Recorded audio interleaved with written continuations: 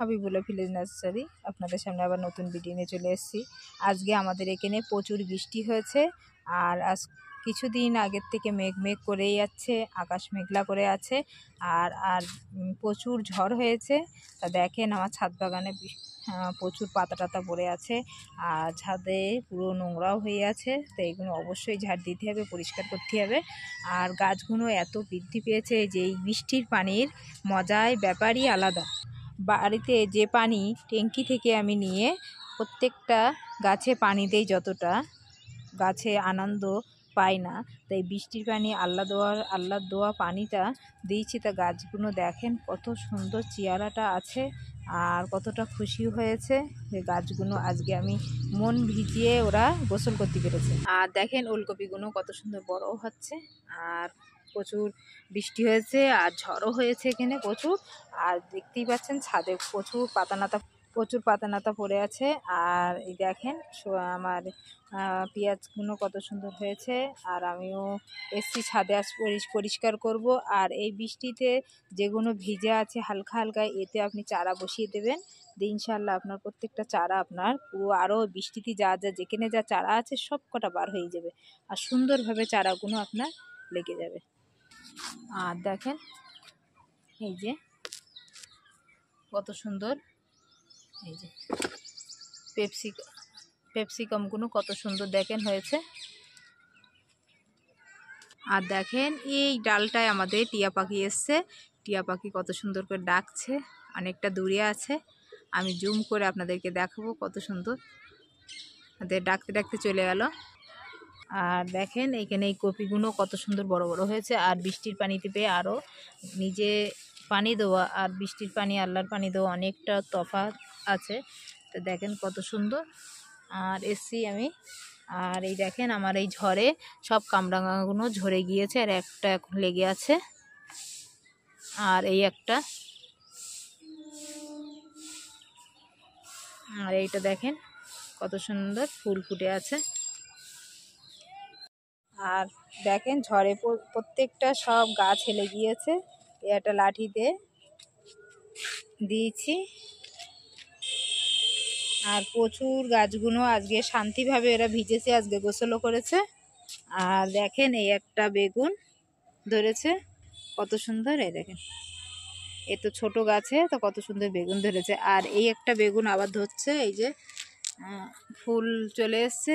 আর এই যে হলুদ পাতাগুলো এগুলো অবশ্যই কাটিং করে দেবেন, না করে দিলে এতে আর বেগুন ধরবে না। আর এখানেও ধরেছে, এখনো এই একটা ধরছে, আর এখানেও আছে দেখেন বেগুন কত সুন্দর। আর যাচ্ছি দেখি ওদিকে যাই, গিয়ে শসার দানাগুলো আছে এগুলো বসিয়ে দেই।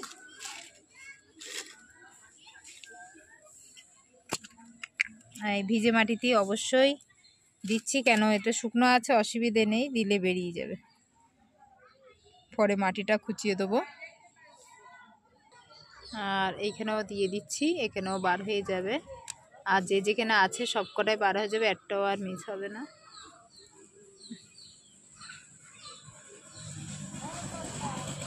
এই মাটি ঢোলা আছে, বার হলে এর থেকে তুলে অন্য জায়গায় আমি আবার রোপণ করতে পারবো। তা দেখেন এই ঝালগুলো, এই জাতটা এরকম অবশ্যই আপনারা আনবেন। তো দেখেন এই যে এই লাল ঝাল এটা পাকিয়ে জাত করেছি, আর এর থেকে কতটা ঝাল পাবো ইনশাল্লাহ, দেখতেই পাচ্ছেন ছোট ছোট কতটা। তো দেখেন, আর এই ঝাল এগুলো পেরে নিচ্ছি, এগুলো অনেক প্রচুর মোটা হবে, তা আমি মোটা করব না, কারণ এই ঝালটা এখন কাটিং করা হয়নি, যতটা নেওয়া যায়। তারপরে আবার ফুল ধরে আছে, আবার নতুন করে ধরবে।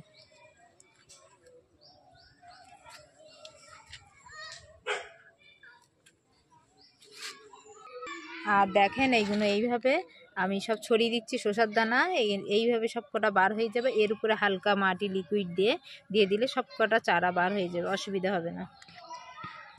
আর দেখেন এইভাবে আছে, এইভাবে সব কটা ঢুকিয়ে দিচ্ছে, কেন মাটি ঢোলা আছে, অসুবিধা হবে না।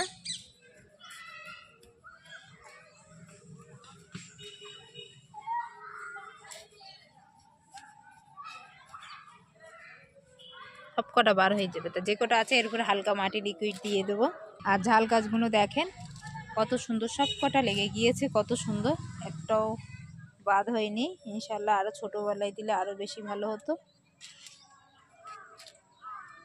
আর টমেটো গাছের আয়ু শেষ হয়ে যাচ্ছে, তাও দেখেন এগুলো লাল হয়ে গিয়েছে।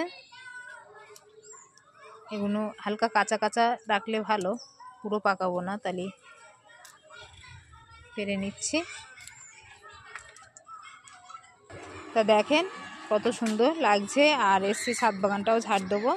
আর আমার দেখেন এই যে এই গাছটা ঝড়ে হয়েছে কতটা, দেখেন এই গাছটাই, ছোট গাছটাই ঝড় হয়ে দেখেন আমার এই ডালিম গাছটা হেলে গিয়েছে। এতে আমি একটা লাঠি দিয়ে ঠেকো দিতে হবে।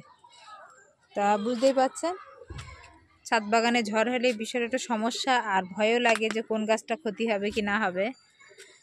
তা ইনশাল্লাহ কিছুই হয়নি, শুধু একটু নোংরা হয়েছে, সেগুলো পরিষ্কার করতে হবে। তা আজকে যদি আপনাদের ভালো লাগে আমার এই শসা বসানো আর ছাদ বাগানের এই পরিচর্যা যদি ভালো লাগে, একটা লাইক শেয়ার সাবস্ক্রাইব। ভালো থাকেন, সুস্থ থাকেন, আল্লাহ হাফেজ।